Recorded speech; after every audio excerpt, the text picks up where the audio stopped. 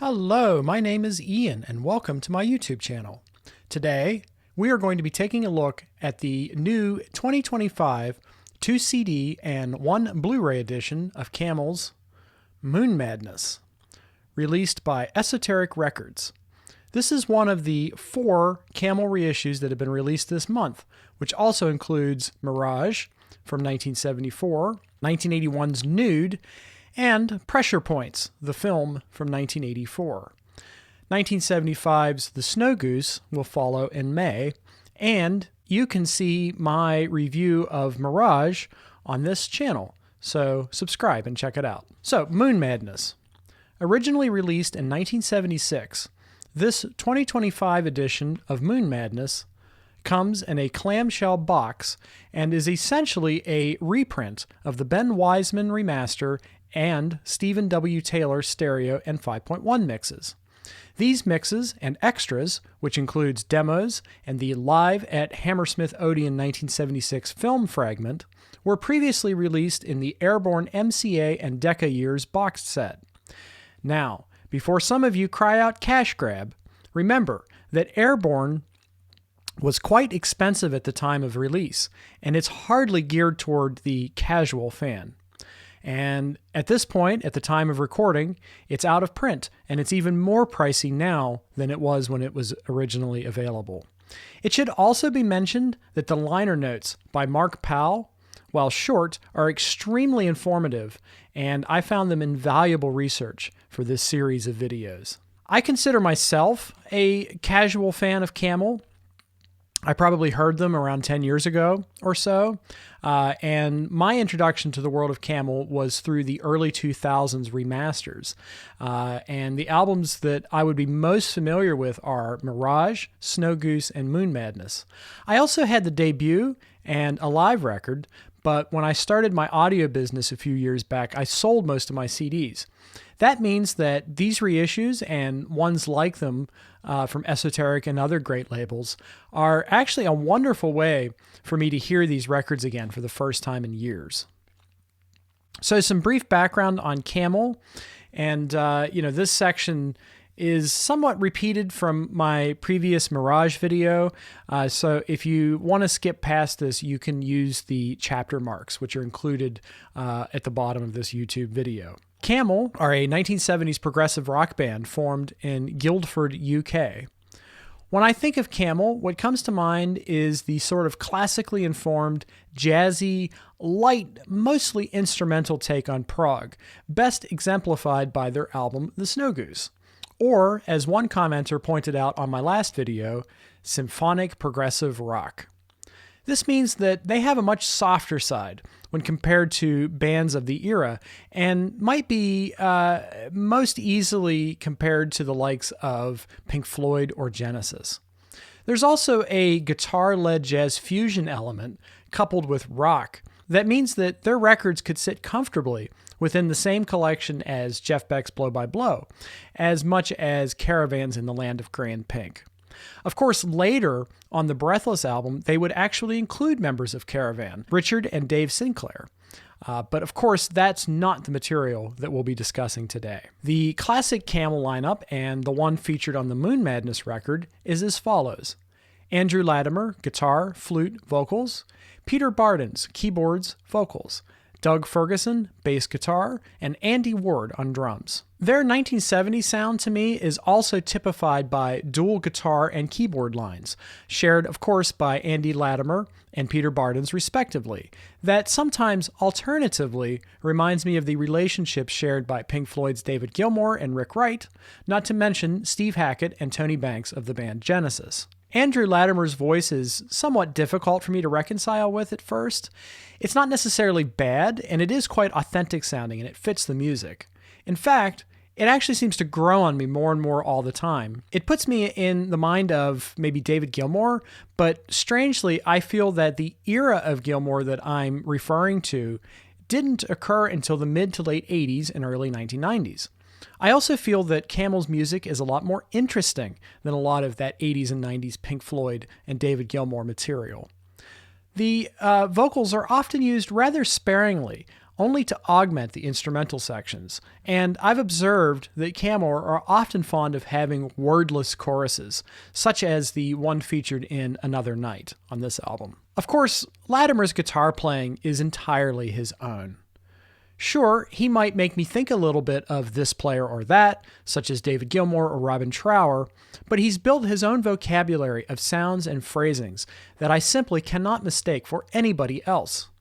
In fact, I would go so far to suggest that Andy's guitar playing and his flute playing are what draw me most to the band. Of course, the other guys in Camel are great too, and I especially appreciate Andy Ward's funky drumming, which in my mind puts Camel in a slightly different category than their contemporaries.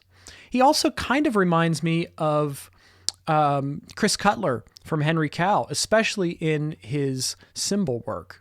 Sure, the music of Camel is much more lightweight than the likes of Tall, Genesis, and Yes, but what I find fascinating about them is how they manage to be so accessible and easy to listen to, while also drawing much influence from experimental jazz fusion and Canterbury acts, such as Caravan and Soft Machine. Last but not least, bassist Doug Ferguson especially holds down the band for me on these early albums. His approach is decidedly more simplistic and straightforward than the others, but he's really the glue holding this entire thing together. Camel were coming into Moonmadness still hot from the success of the Snow Goose album, a fully instrumental concept album inspired by Paul Gallico's novel of the same name. Most notably, this included a performance backed by the London Symphony Orchestra at the Royal Albert Hall, which filled the band with a sense of confidence and esteem. For the follow-up, Camel wisely chose not to repeat the formula of Snow Goose, and instead produced an album of songs based around a looser theme instead of a full-blown concept album. They'd of course return to the formula of Snow Goose somewhat with a new lineup for 1981's Nude, but that'll of course be the subject of my next video. For Moonmadness, the band elected to craft each tune around the individual band members' personalities. In other words, they committed to and fully realized the original concept Gentle Giant had abandoned for their Octopus album. Another Night is for Doug Ferguson, who is the band's organizational force, yet he loved to take long solitary walks at night. Chord Change is for Peter Bardens. Lunar Sea is for Andy Ward, and Airborne is for Andrew Latimer. The result is that Moonmadness is a terrific album, showcasing the band's maturity as players and writers. Rhett Davies' production is a huge bonus for this album. It opens it up big time, and I think Moonmadness is a huge step forward for Mirage, and even Snow Goose for Camel as an artistic and original force. Snow Goose is maybe an album I most associate with Camel, but Moonmadness is my favorite. It is a veritable cornucopia of great playing, endlessly memorable melodies, and killer tunes. Another Night is my absolute favorite Camel track. It is such a moody little rocker, but it has so many unexpected sections and twists and turns. And it almost borders on an early stoner rock track at times. This album also contains some of Andy Ward's best drumming in the decidedly funky King Crimson reminiscent Song Within a Song. Sometimes Barden's keyboard work on this track reminds me a little of Tony Banks' solos in The Colony of Slippermen from the Genesis album The Lamb Lies Down on Broadway. But what strikes me about this album the most is that it's the sound of Camel refining their unique voice. Chord Change is quintessential Camel to me, perfectly encapsulating the Canterbury fusion meets symphonic rock aesthetic to me. It's lush and such a joy to listen to. Spirit of the Water is a nice, delicate, flute-led ballad with Andrew Latimer singing through a Planet Caravan-style Leslie organ rotator. However, as much as I like the first side of this album, things really come to life for me on side 2. Aside from the endlessly rewarding Another Night, Airborne, which is Camel at their melodic yet adventurous best. We end the album with the Soft Machine-esque Lunar Sea, which to my ear seems to quote the track Out Bloody Rageous, while Andy lights up an incredible solo.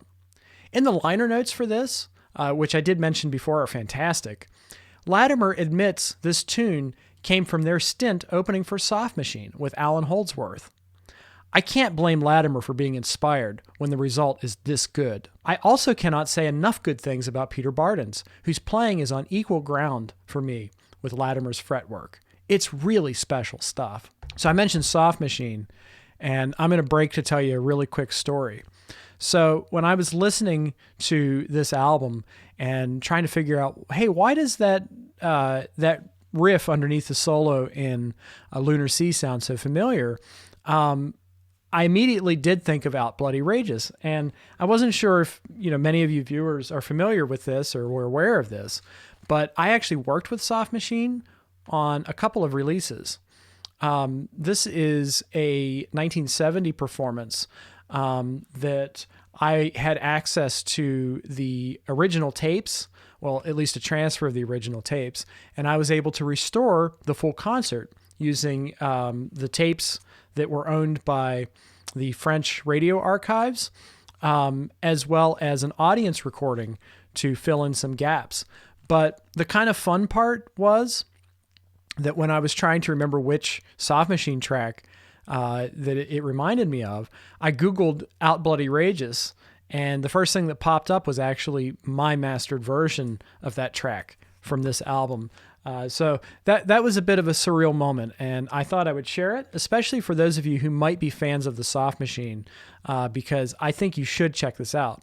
Not only are there 2 records included and an unreleased performance from Holland the same year, but there's a video included with this, which is quite good, and we had access to a really good transfer. So check this out if you haven't, and if you're a fan of adventurous and Canterbury jazz fusion from the early 70s. Back to Camel. So let's talk about the stereo remaster, which is on disc 1 as well as the Blu-ray disc. Mastering-wise, I find Ben Wiseman's stereo remaster to be one of the greatest improvements over the compressed early 2000s disc. You can really hear this immediately in the opening track, Aristilis, where Bardens synths have much more room to breathe than ever before. It's warm and inviting, a sound I could curl up inside of and take a cozy cat nap. Oh, here we go. Hi, bud. What you doing? You want some lunch? Hi, bud.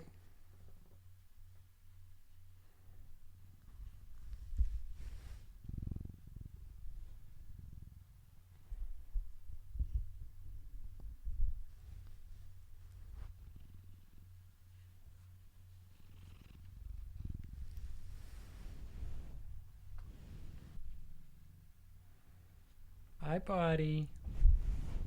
Of course, the 5.1 mix created by Stephen W. Tayler especially highlights just how open and detailed this album really is, making the gong-like synth parts in Lunar Sea fill and color your room. I also love the way the guitar overdubs have been treated in Another Night. I find this album to be a surround sound system demo-worthy disc. Unlike Mirage, I think I actually do prefer Stephen W. Taylor's mixes to the original, just because in this case, the reverb work is rather subtle, and it serves to make the music punchier and more lively. That reverb approach simply fits this material better, in my opinion, while Mirage to me is best presented as a drier mix. Moonmadness is undisputably my favorite of the 3 Camel surround mixes, at least the ones available so far. We'll have to see how I feel about Snow Goose next month, but maybe this is full stop one of the best multi-channel mixes I've heard to date. I admire Stephen W. Taylor's 5.1 surround sound work immensely, and I feel his work proves that Steven Wilson ain't the only game in town. If you look at Stephen W. Taylor's credits, he's been at it for a few extra decades, and I think it shows in the work. Okay, his mixes don't take nearly as many chances with panning or spatial effects the way that Wilson's do, but what he offers are faithful recreations of the stereo mixes, transformed seamlessly into 3 dimensions. His work with other bands like Hawkwind and Vandergraaf Generator proves this too. Taylor's 5.1 mixes are subtle and non-gimmicky. Many times they are somewhat front-heavy, but everything has its own place within the mix. He does tend to place a lot of reverb, keyboards, rhythm guitars, backing vocals, and overdubs in the back channels, while the front and center channels are reserved for vocals, flute, some keyboard overdubs like lead parts or lead organ parts, and any more prominent rhythm part. And of course the drums are spread pretty evenly among the left and right channels. In other words, the background is in your back speakers and the foreground is in the front. It's rather simple, really. I do think that the 5.1 mixes sound a little bit better overall than Taylor's stereo mixes, but you really can't go wrong with either, in my opinion. One minor complaint, and I did mention this in the Mirage video as well, is that when you listen to the albums on the Blu-rays, the same images play back as you're listening. And it does get a little bit monotonous after a while. For me, I just turn my screen off for listening sessions, especially in 5.1. So it's an easy thing to work around for me, but it may annoy some of you. So on to the extras. With this release, there are no studio outtakes, such as the case with Mirage, and no demos of songs that didn't appear on the album, such as The Traveler, which appeared in the demo sessions for Mirage. What you do get is a series of demos at the end of Disc 1, as well as the Live at Hammersmith 1976 video. So for the demos included, you have Spirit of the Water, Chord Change, and Lunar Sea. Spirit of the Water is a lovely grand piano demo. It's very stripped back and there are no vocals or flute. It's actually very nice to hear it this way. Chord Change sounds like it might be recorded live or close to it, much like the Mirage demos felt. It's lovely, but not exactly revelatory, and not especially different from the finalized version. However, we do get a nice extended Andrew Latimer solo that's very much worth hearing. We also get a Barden's organ solo near the end that I don't remember being in the finalized version, so that's rather nice. Lunar Sea seems essentially the same as the album version to me, with a slightly different feel taken with some sections and some different solos. It's nice to hear maybe once, but somehow not quite as interesting to me as some of the Mirage demos. It is, however, interesting that the Out Bloody Rageous quote isn't quite as prominent to me as it would become, and I do enjoy hearing those improvisations that are very, very different from the finalized album. Finally, I wasn't really expecting to be impressed by the Another Night single version because I thought, this is my favorite song. Why do I want to hear a shorter version of it? However, it's actually quite interesting. It sounds like it might be an alternate take or an alternate mix with some different overdubs and different performances. I wonder what the story is here. I am fascinated by the decision making that goes into making a single version that would sell the album and perform on the radio versus what an album cut might sound like. It's just a pity it's not longer. So on to the Live at Hammersmith Odeon 1976 video. So as someone who's an at best casual fan of this band, I really appreciate the inclusion of this Moonmadness era performance. It should, however, be noted that it is not the entire performance. It is only the video portion, which is about the second half of the concert.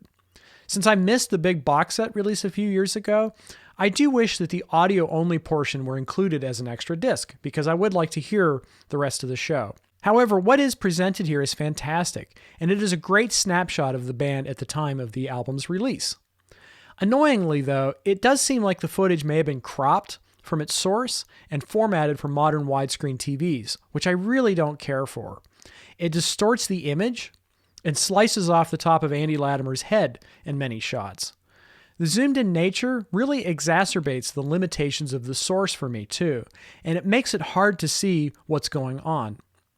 It probably bothers me more than it should, and it may not be a problem for you, but this sort of thing has bugged me on other releases, such as the King Crimson 80s box set, too. Thankfully, in that case, there was the option to see it in both aspect ratios, but with this, not so much. So I'd be interested to learn more about this. So I was talking to a commenter, and he said that when this had been issued before in the 2000s, that it was also presented in 16:9 aspect ratio. And it looks to me like it was probably filmed in 4.3. So if you know more about this, let me know in the comments section. I would certainly like to see this footage presented at its most accurate as opposed to what we get here. The footage does run almost an hour, which is great.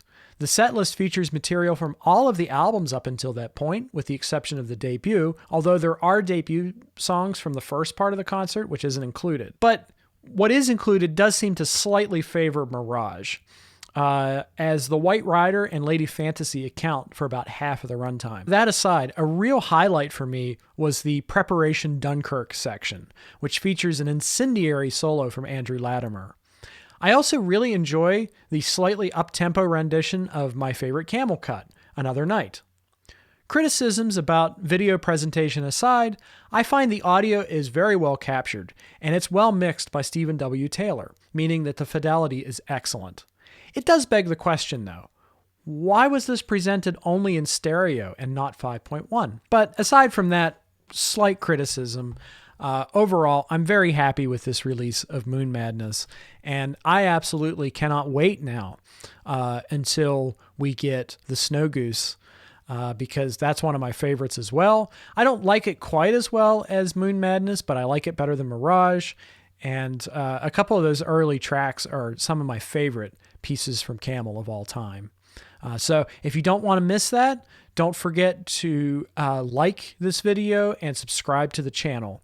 It's the only way to show me that it's worth continuing to do this sort of thing and continuing to present things in this style. I also have a review of the Mirage album presented in this clamshell case. You can find this on my channel already. And in the very near future, I hope to cover Nude. That is, if YouTube's algorithm doesn't try to crush it for the title. We'll see how that goes, won't we? But until then, I want to thank you so much for joining me. And be sure to let me know your thoughts in the comments section below, because I would love to open up a dialogue about this album and this release. Which is your favorite mix? Do you prefer the original, or do you prefer Stephen W. Taylor's work? For me, I think both sound excellent, but I slightly favor Stephen W. Taylor's 5.1 mix if I'm going to listen to this album. I think it's maybe one of the best releases in the format I've heard to date. All right, that's it for me for today, and you will see and hear from me real soon. Bye-bye.